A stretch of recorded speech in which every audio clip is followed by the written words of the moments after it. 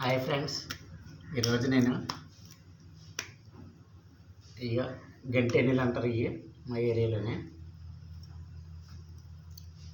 దగ్గర చూపిస్తున్నా. ఇక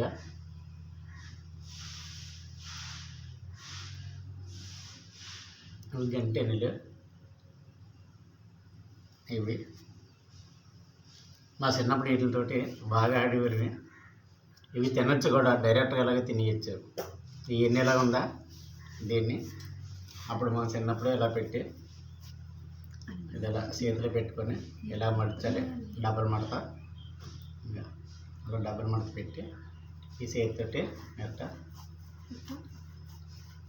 ఇలా ఆ గింజలు మొత్తం చేతిలోకి వచ్చేస్తాయి. ఇక మొత్తం ఖాళీ అయిపోయింది. దీన్ని ఉన్నాయి గింజలు మొత్తం ఇందులో వచ్చి ఇక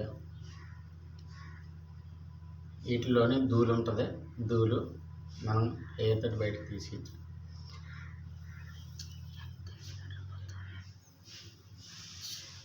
ఇలా బయటకు తీసి ఇంకా కొద్దిగా ధూళి ఉంటే ఇంకొకసారి బాగా ఇలా నడిపేసుకోవాలి.